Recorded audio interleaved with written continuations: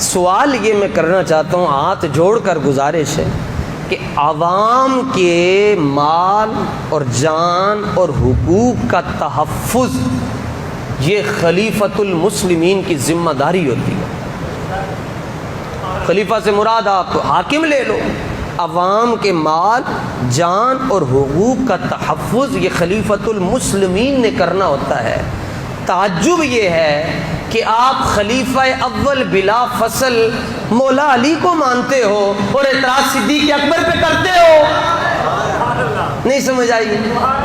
اور آسانی نال خلافت صدیقی پر سب سے بڑی دلیل،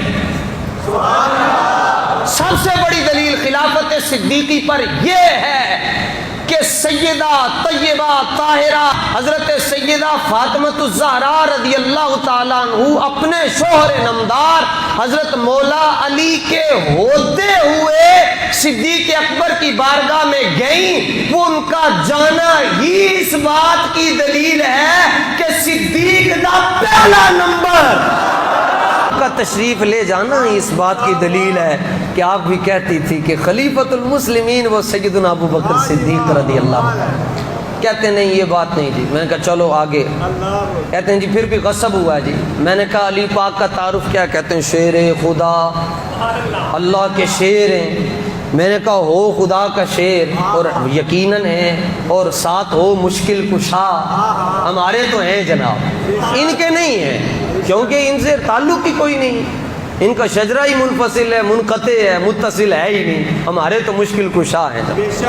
ہاں وہ شیخ پورے کے اندر وہ ایک مولوی صاحب دوسری پارٹی کے تھے، تو انہوں نے سن لیا جی کوئی بندہ جو ہے وہ مولا علی کو مشکل کشا کہتا ہے، کہتے ہیں شرک ہو گیا، مشکل کشا صرف اللہ ہے، علی مشکل کشا نہیں۔ وہ کہنے لگے نہیں یار میں کتابوں پر نہیں پڑھی ہیں لیکن اپنے بابیوں کو بیٹھو تو کہتے ہیں علی مشکل کشا ہے، تے علی حاجت روائے، علی جو چاہے کر سکتا ہے۔ تو مولوی صاحب وہ بچے نو کہنے لگے، بابا جی کہنے لگے جی اگر علی سچا ہے مشکل کشا ہے تو سب کچھ کر سکتا ہے تو پھر میری لت پن کے دسے۔ بابا موج ہی چاہ گیا، غصے چاہ گیا، ڈانگ کھول سی تے بابے نے ڈانگا مار کے دونوں ہی پن چھڈی۔ وہ کہے میں تو کیا سی کہ علی پن کے بکھائے۔ وہ کہے چلیا اے علی نو چھوٹے موٹے کماں واسطے نہیں بلائی دا، اے چھوٹے موٹے کام تے علی دے ملنگ بھی کر دیندے، علی نو ادو بلائی دا جدو خیبر دا دروازہ ٹکڑا ہوئے۔ آج مشکل کشا مانتے ہو؟ کہتے ہم مانتے ہیں۔ تو میں نے کہا کہ خاتون جنت جو آپ کی زوجہ بھی ہیں، ساری امت کی مشکلیں مولا علی حل کرتے ہیں تو اپنی بیوی کی نہیں کریں گے؟ اور ایک باغ کا مسئلہ تھا تو مولا علی نے یہ نہیں کہا جی میں یہ مشکل حل کر دیتا ہوں کہ میری زوجہ کو جانا ہی نہ پڑے۔ اگلی بات کہتے ہیں تینوں خلیفوں نے، صدیق اکبر، فاروق اعظم، عثمان غنی، ان تینوں نے آل رسول کو ان کا حق نہیں دیا۔ میں نے کہا اچھا صرف اتنی بات بتاؤ، کیا جب مولا علی برسر اقتدار آئے آپ نے خلافت کا تاج سر پر رکھا، خلافت کی دستار اپنے سر پر باندھی، پوری دنیا کے تشیع کو مرکز اہل سنت، مرکز اسلام سے، ساندہ سے، آخری بس سٹاپ سے رات کے تقریباً 9:20 مدینہ منورہ کے مطابق مدینہ منورہ، جی ٹھیک ہے جی، یہ مدینہ منورہ کے ٹائم کے مطابق میں بات عرض کر رہا ہوں، رات کے اندر آج جو ہے وہ ہم سب جاگ کر بیٹھ رہے ہیں، اور آپ کا یہ خادم اہل سنت کا نوکر اعلیٰ حضرت کا خوشہ چین پوری دنیا کے تشیع کو یہ چیلنج کر رہا ہے، صرف اتنے سوال کا جواب دے دو، کیا جب مولا علی نے خلافت کے معاملات سنبھالے تو آپ نے باغ فدق سیدہ کو دیا؟ نہیں دیا۔ پوری دنیا کے تشیع کو چیلنج ہے، نہیں دیا۔ امام حسن مجتبی آئے، نہیں دیا۔ جو اعتراض تینوں پر کرتے ہو دو پر بھی ہو گیا، جو دو کا جواب دو گے تینوں کا جواب خود بخود آ جائے گا۔ اگلی بات آپ کے لیے، جاگتے بیٹھے ہو نا جی، وراثت کہتے ہیں یہ وراثت تھی آقا علیہ السلام کی، تو یہ سیدہ کا حق تھا، دینا چاہیے تھا۔ میں نے کہا کیا وراثت صرف اولاد کو ملتی ہے یا بیویوں کو بھی ملتی ہے؟ ٹھیک ہے، وراثت بتائیں جی صرف اولاد کو ملتی ہے یا بیویوں کو بھی ملتی ہے؟ قرآن مجید کا تقریباً سب سے مشکل رکوع ہے یوصیکم اللہ فی اولادکم للذکر مثل حظ الانثیین، اس میں تو اللہ تعالیٰ نے بیویوں کا بھی ذکر کیا ہے، اولاد کا بھی ذکر کیا ہے۔ تو وراثت تو جہاں بیٹی کو ملتی ہے وہاں بیوی کو بھی ملتی ہے، دوسرے ورثاء کو بھی ملتی ہے۔ سوال یہ ہے کہ اگر یہ باغ فدق وراثت تھی تو اگر سیدہ فاطمہ الزہرا رضی اللہ تعالیٰ عنہ کو نہیں ملا تو کیا سیدہ عائشہ کو ملا ہے؟ بولیے، آپ تو مولا علی کے ساتھ تھیں تو کیا ان کو ملا؟ سیدہ حفصہ فاروق اعظم کی بیٹی ہیں، نبی پاک علیہ السلام کی زوجہ ہیں، ہماری ماں ہیں۔ دیگر امہات المومنین کو بھی حق نہیں ملا، وراثت نہیں ملی۔ اگلی بات، اگر شیخین نے صدیق اکبر اور فاروق اعظم نے یہ حق سیدہ کو نہیں دیا جو رسول اللہ کی بیٹی تھی، تو کیا صدیق اکبر نے اپنی بیٹی کو یہ حق دیا؟ فاروق اعظم نے اپنی بیٹی کو دیا، رسول اللہ کی بیٹی کو نہیں دیا، تو کیا اپنی بیٹی کو دیا؟ نہیں دیا۔ تو خلاصہ کلام کیا ہوا؟ قابل غور بات یہ ہے کہ صدیق اکبر رضی اللہ تعالیٰ عنہ مسجد نبوی شریف میں حال یہ ہوتا آپ کا، امام بخاری 3750 نمبر پر یہ حدیث پاک لے کر آئے۔ آپ فرماتے ہیں کہ میں نے دیکھا 3750 نمبر حدیث پاک، میں نے حضرت عقبہ بن حارث کہتے ہیں میں نے حضرت ابو بکر رضی اللہ تعالیٰ عنہ کو دیکھا کہ آپ نے اپنے دونوں ہاتھ زمین پر رکھے ہوئے تھے، دونوں گھٹنے بھی زمین پر رکھے ہوئے تھے، اور اپنے کندھوں پر آپ نے امام حسن مجتبیٰ کو بٹھایا ہوا تھا۔ قابل غور بات یہ ہے جو امام حسن مجتبیٰ کو اپنے کندھوں پر بٹھائیں گے وہ باغ فدق نہیں دیں گے۔ یعنی جن کے دل میں بچوں کے لیے اتنا احترام ہے، پھر ان کے دل میں ام الحسنین کے لیے کتنا پیار ہوگا۔ ٹھیک ہے، اس کو لیکچر سمجھو، یہ تقریر نہیں ہے، یہ دل کی بات کر رہا ہوں۔ تقریر میں نعرے لگتے ہیں اور لگوانا بھی جانتے ہیں، مگر یہ تو میں آپ کے ذہن میں ایک فکر رکھ رہا ہوں، اور قرآن اور حدیث سے میں بات عرض کر رہا ہوں۔ جو ام الحسنین حضرت امام الانبیاء کے پہلے خلیفہ امام حسن مجتبیٰ کو اپنے کندھوں پر بٹھاتے ہیں، تو کیا ان کی والدہ کو وہ ایک باغ نہیں دیں گے؟ سوال یہ ہے پھر یہ رولا کیا دیا کیوں نہیں؟ ایک باغ ہی تھا، دے دیتے، جہاں وہ اپنا سب کچھ قربان کرتے، باغ بھی دے دیتے تو کیا ہوتا؟ اس کا جواب بھی امام بخاری نے دیا۔ امام بخاری یہ حدیث پاک لے کر آئے جناب، حدیث نمبر 3094 پر پوچھا گیا صدیق اکبر آپ کے باغ کیوں نہیں دے رہے؟ فرمایا رسول پاک نے منع کیا تھا۔ کہا جی کیا جملہ کیا ہے؟ جملہ فرمایا لا نورث ما ترکنا صدقۃ، لا نورث ما ترکنا صدقۃ۔ اے سنیو یہ جملے یاد رکھنا، 3094 نمبر پر یہ حدیث پاک ہے۔ امام بخاری رحمۃ اللہ تعالی علیہ نے اس کو ذکر کیا، اور کتاب فرد الخمس کے اندر اس کو ذکر کیا، لا نورث ما ترکنا صدقۃ۔ آقا علیہ السلام نے فرمایا ہم انبیاء ہیں، انبیاء کی جماعت ہے، اور جو انبیاء کی جماعت ہوتی ہے وہ دنیا کی وراثت میں نہ کسی کے وارث بنتے ہیں نہ کسی کو اپنا وارث بناتے ہیں۔ حدیث سن کے تو بول دو نا،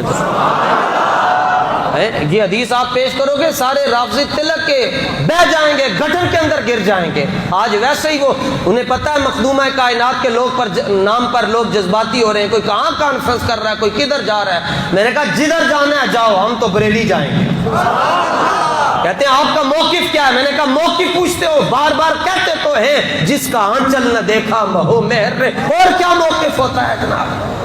ہم صرف بریلی جائیں گے، ہم نے کہیں بھی نہیں جانا چاہیے۔ تمہیں مبارک ہو، تمہاری سجادہ نشینیاں مبارک ہو، ہمیں اعلی حضرت مبارک ہو۔ لا نورث ما ترکنا صدقۃ۔ آقا علیہ السلام نے فرمایا جو کچھ ہم چھوڑ کر جاتے ہیں وہ امت کے لیے صدقہ ہوتا ہے، امت کے لیے صدقہ ہوتا ہے۔ سنیو یہ وہ مجبوری تھی جس کی وجہ سے حضرت ابو بکر نے آل رسول کو یہ باغ فتح نہیں دیا، یہ وہ مجبوری تھی جس کی وجہ سے حضرت عمر نے یہ مسئلہ حل نہیں کیا، یہ وہ مجبوری تھی جس کی وجہ سے حضرت عثمان نے یہ مسئلہ حل نہیں کیا، یہ وہ مجبوری تھی جس کی وجہ سے مولا علی نے آل رسول کو باغ فتح نہیں دیا، اور یہ وہ مجبوری تھی جس کی وجہ سے امام حسن مجتبی نے کہا ساری دنیا قربان کر دیں گے لیکن مصطفیٰ کے فرمان کے آگے ہم کوئی بات نہیں سنیں گے۔ صحابہ کے بارے میں غور سے سنا کرو، اور جب صحابہ کا معاملہ ہے حضور نے فرمایا امسکو، چپ ہو جایا کرو، غور نال گل کریا کرو۔ کہا جی کیوں چپ ہونے کی وجہ کیا ہے؟ آقا علیہ الصلوۃ والتسلیم نے فرمایا 539 نمبر شفا شریف میں حضور نے ارشاد فرمایا من حفظنی فی اصحابی ورد علی الحوض، فرمایا جس نے میرے صحابہ کی عظمتوں کا خیال رکھا حوض کوثر پر وہ میرے پاس ہوگا۔ اگلی گال یہ تشیع کو سناؤ، فرمایا ومن لم یحفظنی، اور رافضیوں کو سناؤ ومن لم یحفظنی فی اصحابی لم یرد علی الحوض ولم یرانی الا من بعید، فرمایا جس نے میرے صحابہ کی عظمت کا خیال نہ رکھا وہ حوض کوثر تو بڑی دور کی بات ہے، وہ قیامت والے دن مجھے دیکھ بھی نہیں سکے گا، جس نے میرے صحابہ کی عظمتوں کا خیال نہ رکھا۔ اور پار کیسے جائیں گے؟ حضرت شفا شریف یہ حدیث پہلی بار میں نے مدینہ منورہ میں بیان کی، امیر حمزہ کی بارگاہ میں بیان کی، فرمایا حب آل محمد جواز علی الصراط، فرمایا پل صراط پر تلاشی ہوگی، ہر بندے کے پاس ایک پاسپورٹ ہوگا اور ایک خاص جملہ ہوگا، جس کے پاسپورٹ پر وہ جملہ لکھا ہوگا اس کو پار جانے دیا جائے گا۔ پاسپورٹ میں لکھا ہوگا 10 سیدہ زہرا کا نوکر ہے یا نہیں ہے، آل بیت کا غلام ہے یا نہیں ہے، اگر نہیں ہے تو جا دفع ہو جا، اور اگر دل میں آل بیت کی محبت ہے تو لنگ جا پار، جدو پار لنگ جائے گا اگے حوض کوثر ہوئے گا، حوض کوثر تقسیم ہو رہا ہوگا، کوئی پانی دی بوتلاں نال نہیں ہونگیاں، سورج سوا نیزے پر ہوگا، ہر شخص پانی کے لیے فکر مند ہوگا، حوض کوثر کے مالک مصطفیٰ ہے اور ڈیوٹی مولا علی کی ہوگی۔ مولا علی کہتے ہیں ہر پیاسے کو پانی دوں گا لیکن اس کو دوں گا جس کے دل میں جارے غارے مصطفیٰ کی محبت ہوگی۔ امام زین العابدین رضی اللہ تعالیٰ عنہ کے پاس ایک ماتمی آ گیا، کہنے لگا کہ ما کان منزلت ابی بکر و عمر من النبی صلی اللہ علیہ وآلہ وسلم، دیکھو یہ آپس میں کیسے کہ ان کا اتحاد کیسا ہے، آپس میں یہ کیسے جڑے ہوئے ہیں آپس میں۔